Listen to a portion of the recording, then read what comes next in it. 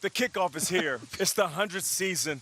It's going down. You're going to be heavily involved with what's going on. Kind of tell us about your involvement and what you got planned today. Yeah, man, I'm excited to be here, obviously, and just to be a part of this, man. Yeah. Not only 100th NFL season, but 100 for the Bears, the organization I play for, and just legendary. I mean, to follow in the footsteps of guys like Walter Payton and Gale Sayers, and That's right. to be second in yards next to Walter Payton, you know, with the franchise is amazing. But also to be a part of the kickoff as well, you know, working with the NFL sponsors, you know, with Courtyard Marriott doing the Super Bowl sleepover thing. Nice. And that's really cool. Somebody can win a chance to actually sleep over at the Super Bowl overlooking the field. Amazing. That's awesome. Amazing. And I'm actually hosting a watch party.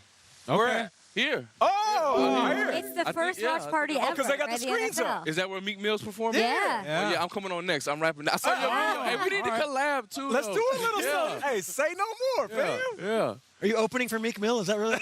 I'm closing. I'm closing it out. I'm bringing it to a rap, and then I'm going to start my own, you know. Yeah, a little And something, I think I've met you enough times that I shouldn't be nervous when you come on set, but you are my all-time, in the 100 years of NFL, my all-time favorite player. You always say that, You are. and I love it. I It's- believe Says it. when you're not here, too. It's true. If I had to pick one player, it's you. And Awesome. so thank you for being here on our show and what you Thank mean to you. this city and fans. We have fans here that have been here in the cold waving to you right now because you're so beloved. Yeah. How many times have you faced the Packers? Do you know? I think 16, right? 16. 16 times you faced them. What is your favorite memory from the Bears-Packers rivalry? So there's a lot of memories, obviously, playing up there and playing at Soldier Field.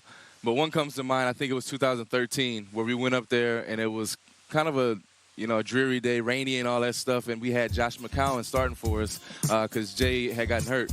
And we went up there, and our defense ended up hurting Aaron Rodgers. He got hurt. Yeah. So we ended up finishing out the game, but I had over 100 rushing and a bunch of receiving yards, too, and we won the game. That's the main thing. We came home with the win, and we hadn't won up there at Lambeau Field in a while, and it was huge to get that win in 13 up there. Love that. I'm looking at the numbers now on your career. You're also the second all-time receptions leader in the history of the Chicago Bears franchise. Did it from the running back position. An incredible stat.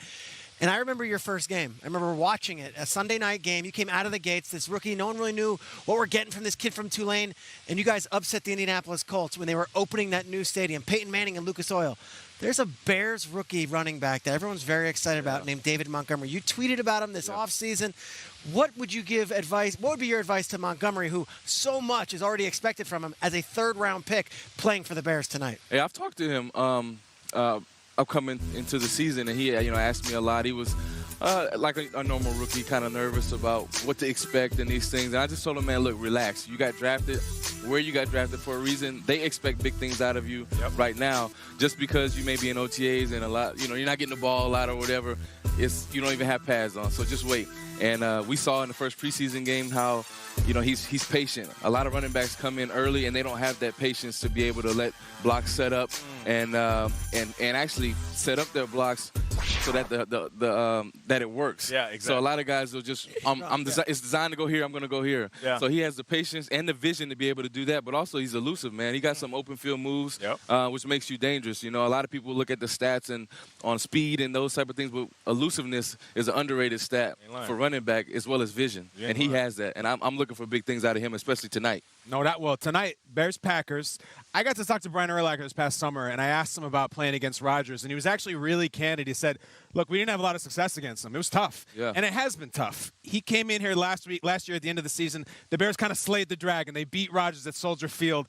And I know it's just week one, Matt, but it feels like kind of a critical week. If Rodgers comes in here, new head coach who's never coached before, and they come and they flip the table on this place, it's going to go a little nuts. How critical is it for the Bears to win this game tonight? This is the utmost important. This is a huge game. This is almost like, I don't know, we're starting off the season with the Super Bowl. Right. Basically. It feels that way. Yeah, It's like a playoff game, right? Yeah, it's huge, man, because you always, you want to start off the season on the right track, on the right foot. You want to get a win. Regardless. It could change everything, bro, how you start the season. And like you said, LaFleur's first time coaching, if they come in here and flip the table, that's momentum for them going on into the entire season. Yeah. And so home field advantage being here, I'm not putting those bad juices into the air. Yeah. I think the Bears are their defense is gonna step up tonight, and that it being the second year in this offense, Mitch is gonna take some strides, and I'm looking forward to the running back position too. Yeah.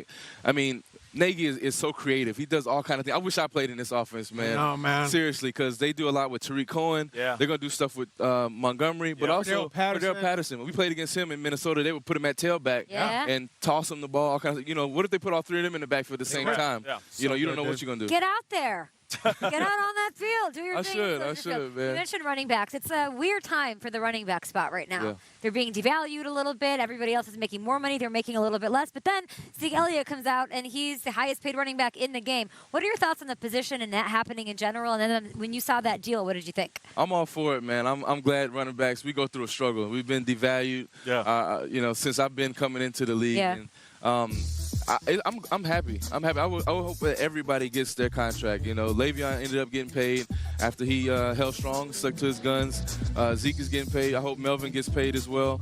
I outplayed my contract in 3 years, but I had to play my last year out. It depends on the team and how things go. And then I got franchise. Talk to Melvin Gordon. So, what was your advice for Melvin Gordon? Melvin, if you believe in yourself and your talent, don't listen to the outside. Don't listen to the media. Facts. Stick to your guns. Know what you're worth. Know what you're worth, and don't overvalue yourself too, though. Know what you're worth. So I'm gonna keep it 100 with you. Not everybody's Le'Veon. The NFL's having their first watch party here in Grant Park behind us after the NFL concert featuring Meghan Trainor and Meek Mill. Matt Forte is hosting that party. Hey, Chicago.